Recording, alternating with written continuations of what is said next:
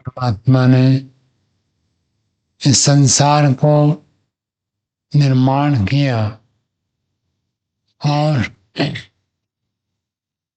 मनुष्यों के लिए संविधान में बनाया। वेद के अनेक मंत्रों में हमें कर्म करने की प्रेरणा मिलती है। यहाँ तक वेद में कह दिया कि यदि जीने की इच्छा करते हो तो आपको कर्म करना पड़ेगा। बिना कर्म के जीने की इच्छा भी नहीं करना। जो भी जीवित रहना चाहता है उसको कर्म करना है। दूसरी तरफ बताया कि उस परम पुरुष परमात्मा को जानने से ही सब दुखों से छूटकर नित्य आनंद को प्राप्त कर मुक्त हो सकते हैं। तो सबको छोड़ना और मुक्त होना, तो ऐसे हमको लगेगा कहीं तो कर्म करने की प्रेरणा देते हैं और कहीं कर्म को छोड़कर सब कुछ को त्याग कर मुक्त होने की प्रेरणा मिलती है। तो दोनों विपरीत जैसे लगेगा। और इसको अलग अलग रूप से प्रस्तुत करते हैं कि एक प्रवृत्ति मार्ग है और एक निवृत्ति मार्ग है। तो प्रवृत्ति शब्द से ही हमको पता चलता है किसी में हम प्रवृत्त होंगे, उसमें लगेंगे, उसमें संयुक्त रहेंगे, उसको करेंगे, तो इसको प्रवृत्ति मार्ग कहते हैं। अनिवृत्ति शब्द का अर्थ होता है हटना, सबसे हट जाना, सबसे पृथक होना, सबसे अलग हो जाना, ये निवृत्ति मार्ग है। वेद क्या कहता है, प्रवृत्ति मार्ग है या निवृत्ति मार्ग है? अलग अलग संप्रदाय में अलग अलग प्रक्रिया होती है। तो कुछ लोग इसको ऐसे बता देते हैं कि प्रवृत्ति का अर्थ विषय भोगों में प्रवृत्ति। वह विषय भोग की प्रवृत्ति की चर्चा नहीं है। सांसारिक सुख भोगने की प्रवृत्ति ऐसी बात नहीं है। वो आनुषंगिक रूप से साथ में रहता है, नक्के वो नहीं रहता है। शास्त्र की दृष्टि से, वेद की दृष्टि से प्रवृत्ति का अर्थ होता है धर्म आचरण पूर्वक संसार में रहना। ये प्रवृत्ति मार्ग है। निवृत्ति मार्ग है ज्ञान की उपासना करनी है। सब कुछ कार्य आत्मा के लिए कुछ भी नहीं है।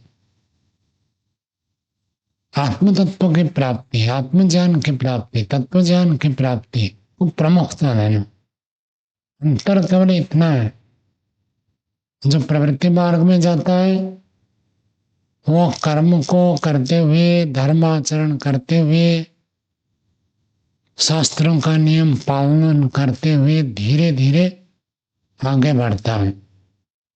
निवृत्ति मार्ग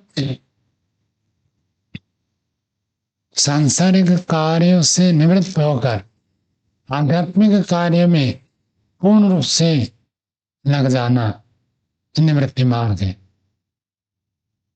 तो दोनों अलग अलग दिशा है, ऐसे नहीं है। प्रवृत्ति मार्ग भी उसी परमात्मा की प्राप्ति, दुखों से निवृत्ति, आनंद की प्राप्ति के लिए होती है। और निवृत्ति मार्ग भी परमात्मा की प्राप्ति के लिए, तत्व ज्ञान की प्राप्ति के लिए। फिर दो मार्ग बना कैसे, अंतर क्या है?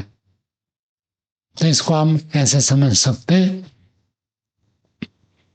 प्रवृत्ति मार्ग में जो है केवल ईश्वर की प्राप्ति ये नहीं रहता है, साथ में अन्य अनुसंगिक तत्व भी रहता है। गति उसी दिशा में, जाना वही है, लक्ष्य वही है।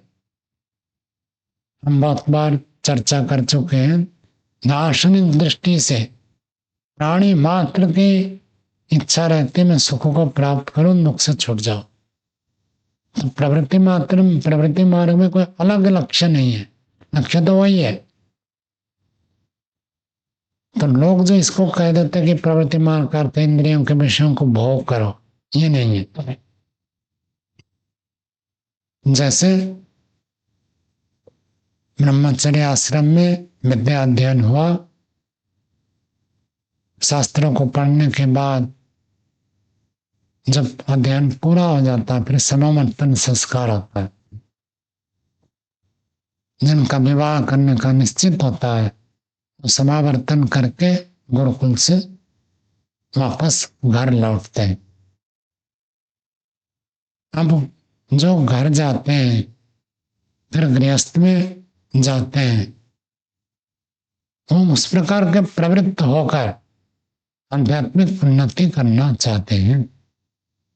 व्यक्ति पहले अकेले अपने जीवन जी रहा था, मेरे को कैसे पढ़ने को समय मिलेगा, अधिक से अधिक पढ़ूंगा, मेरे स्कूल के खर्चा हो जाए, पॉकेट मनी मिल जाए, मेरी परीक्षा ठीक हो जाए, केवल अपने लिए सोच रहा था।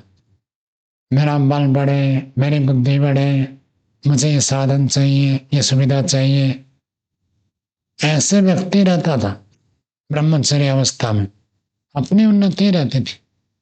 जब व्यक्ति अध्ययन करता है तो उसको कोई काम नहीं बताते, थोड़ा बहुत हो गया, लेकिन मुख्य रूप से कोई कार्य करना, धनोपार्जन करना अथवा उत्तरदायित्व को निभाना उसके ऊपर नहीं होता, स्वार्थी बन जाएगा। तो उसको प्रवृत्त कराया गया कि नहीं, केवल अपने लिए नहीं, अपने लिए जितना करना था हो गया। 25 साल हो गए आपको, 30 साल हो गए, अब आप केवल अपने लिए नहीं सोचोगे, दूसरों के लिए भी सोचना है। दूसरों के लिए क्या सोचना है? विवाह करते हैं तो पति पत्नी के लिए, पत्नी पति के लिए। विवाह विशेष रूप से उत्तरदायित्व का वहन करना, तो ये प्रवृत्ति मार्ग है। केवल अपना दायित्व नहीं, दूसरे का भी उत्तरदायित्व का वहन करना। जब विवाह कर लिया तो फिर पितृ यज्ञ भी करना पड़ेगा, बड़े वैश्वदेव यज्ञ भी करना पड़ेगा, समाज के लिए भी देना पड़ेगा, अतिथि यज्ञ भी करना पड़ेगा। अब कोई ब्रह्मचारी है, अब अतिथि सत्कार ना करे तो कोई थोड़ी कहेगा कि तुम अतिथि का सत्कार नहीं करते। गृहस्थ यदि अतिथि सत्कार ना करे तो उसके ऊपर दोष आएगा। लक्ष्य वही है, परमात्मा की प्राप्ति, तत्व ज्ञान की प्राप्ति, दुखों से निवृत्ति, अनंत का आनंद तो वो भी चाहता है, लेकिन संसार में अन्य का उपकार करते हुए आगे बढ़ना चाहता है। दूसरा व्यक्ति कहता नहीं, मैं तो गृहस्थ में जाऊंगा ही नहीं।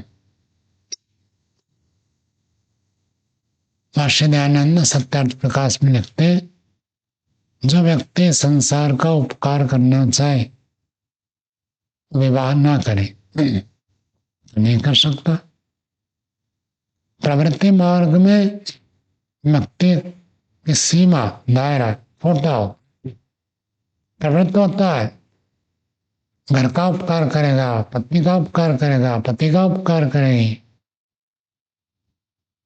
भाई बंधु कुटुंब सबका उपकार करेगा, लेकिन एक सीमित स्थिति में होती है।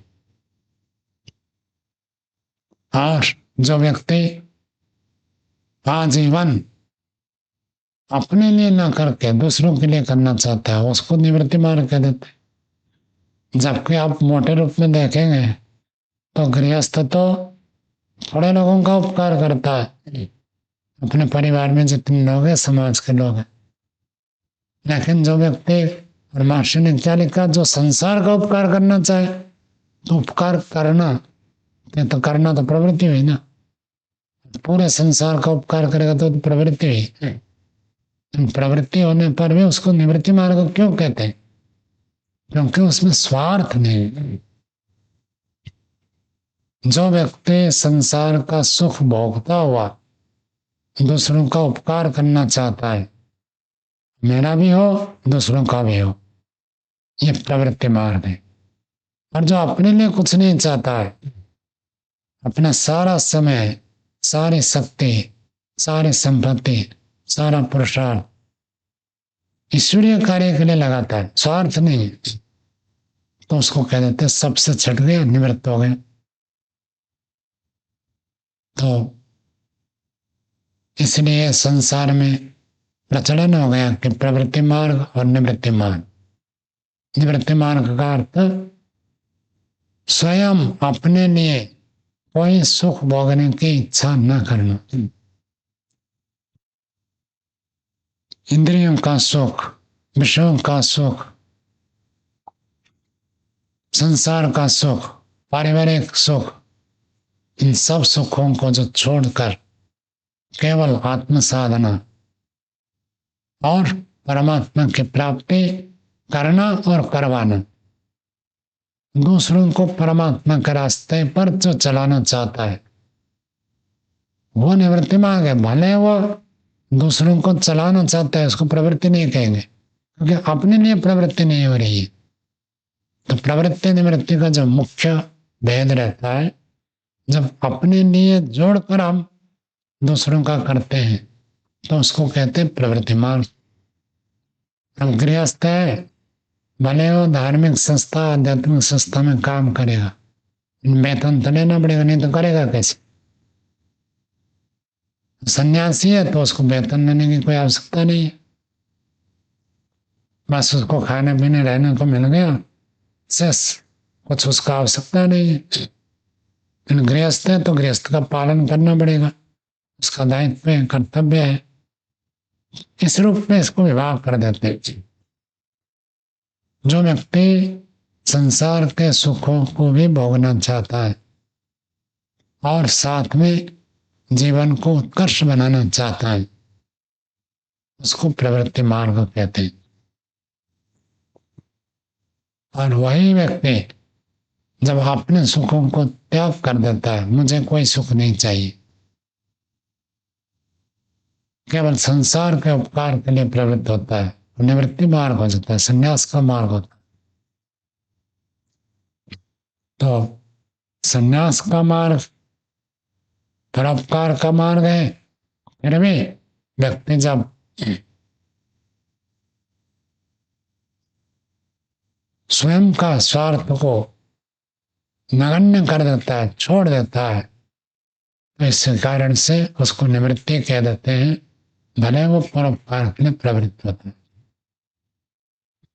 अब इसको हम समझें कि महर्षि दयानंद सरस्वती कितना कार्य करते थे। जब उनका कार्य का समय आया, 1875 में आर्य समाज की स्थापना की और 1883 में स्वामी जी का निर्वाण हो गया।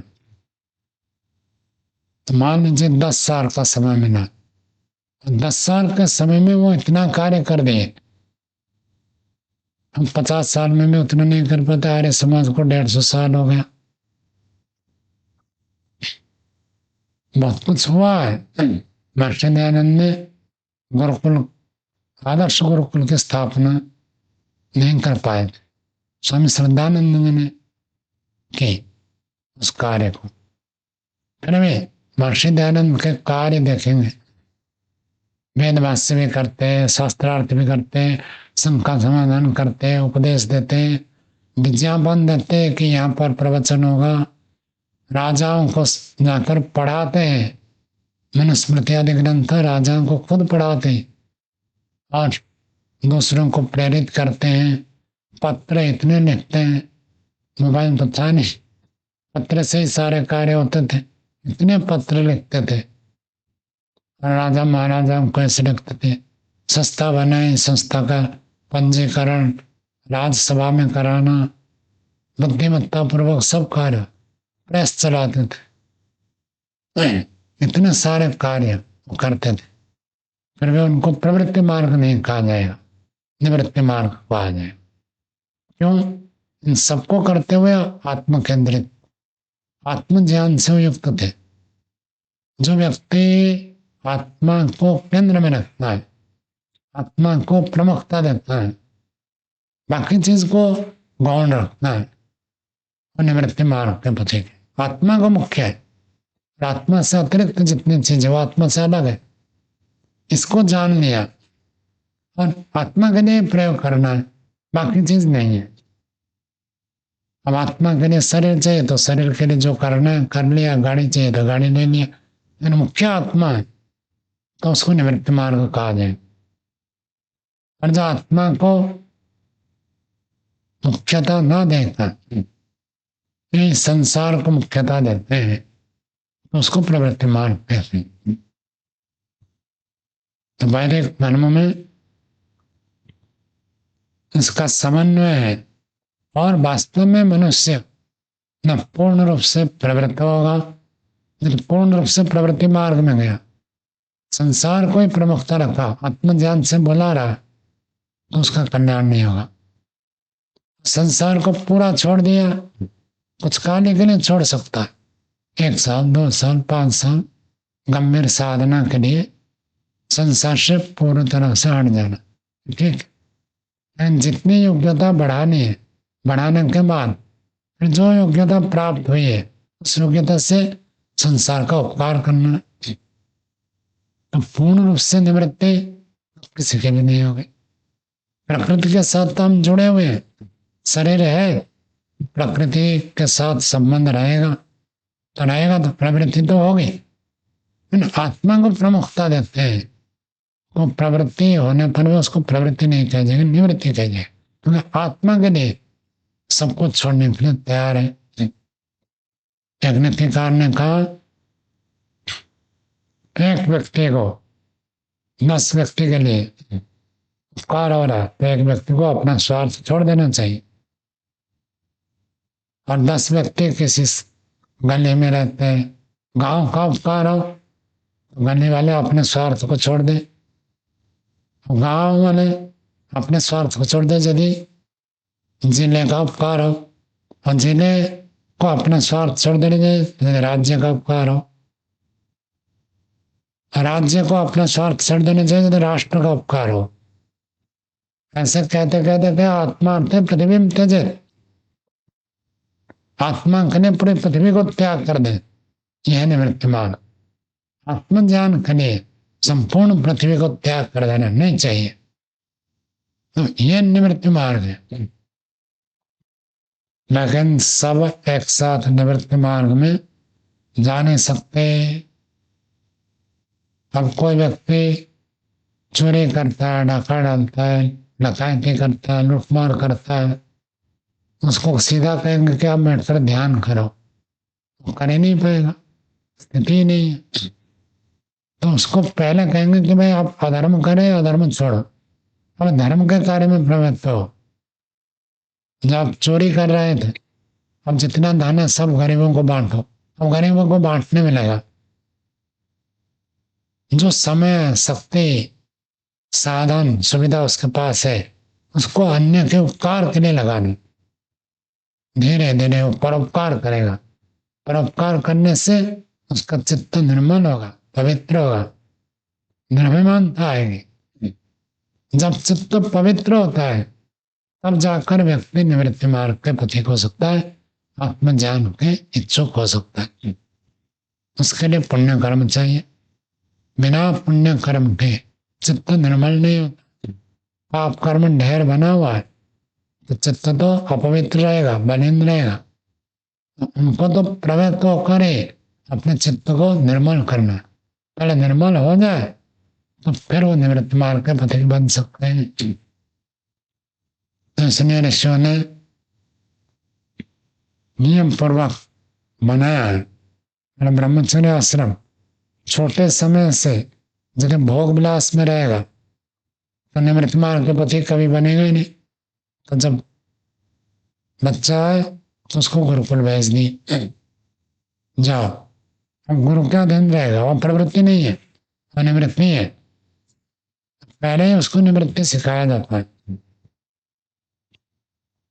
जदेश मर्यादा पुरुषोत्तम श्री रामचंद्र जी गुरुकुल नहीं जाते, मर्यादा पुरुषोत्तम नहीं हो सकता।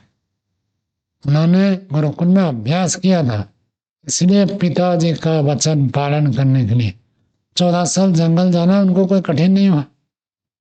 यदि वो राजमहल में पहले रहते हैं तो 14 साल जंगल जाना तो हिचकिचाते, कैसे जाओ क्या करो जंगल में, उनको कोई फर्क ही नहीं पड़ा। तो ये पहले से ही सिखाया जाता है। निवृत्ति मार्ग गुरुकुल में गुरु आचार्य के जीवन से सीखने को मिलता है। जब व्यक्ति उसको पसंद कर लेता है उसको फिर प्रवृत्ति की आवश्यकता नहीं है। और जिसको स्वीकार नहीं होता है, सबके अलग अलग संस्कार होते हैं, योग्यता होती है, सामर्थ्य होता है। जब उसकी योग्यता नहीं है, उत्सुकता बनी है, तो जाओ, फिर गृहस्थ भी जाता है, फिर प्रवृत्त होता है, कार्य करता है। गृहस्थ हो गया पूरा, अब फिर उसको कहते वानप्रस्थ में जाओ, फिर निवृत्त लोग। घर में ही नहीं रह सकते। घर में आपको अभ्यास हो गया, प्रवृत्ति मार्ग का ज्ञान हो गया, कितना क्या कैसे, उत्सुकता सुख दुख लंबा अनुभव हो गया। अब निवृत्त हटो इससे, लौट कर जाओ वानप्रस्थ में। वानप्रस्थ में जाकर तपस्या करो, साधना करो, जो शास्त्र ब्रह्मचर्य काल में पढ़ा था उनकी आवृत्ति करो, फिर उसको आचरण में परिपक्व करो। जब वो परिपक्व हो जाता है फिर संन्यास लेता, फिर उसको प्रवृत्त कराते जाओ। अब आपको जो पढ़ना आप पढ़ लिया, जो साधना में ऊंचाई तक पहुंचनी थी वहां तक आप पहुंच गए, जितना आप विकसित कर सकते थे उतना हो गए। अब दूसरों के उपकार के लिए आपको जाना है। तो दो काम होता है सन्यासी को, आत्म साधना और परोपकार, और कोई तीसरा कार्य होता नहीं। पढ़ाई लिखाई सब हो गया, जो एकांत साधना मौन तपस्या वो ब्रह्म वानप्रस्थ में हो गया। और संन्यास लेकर परोपकार करो, सुबह शाम ध्यान करो, दिन भर लोग कैसे दुखों से हटे, मेघ के अनुकूल चले और जीवन को सुखद बनाए, इसके लिए है। यदि व्यक्ति निवृत्त हुए बिना प्रवृत्त होगा तब तो कष्ट भोगेगा।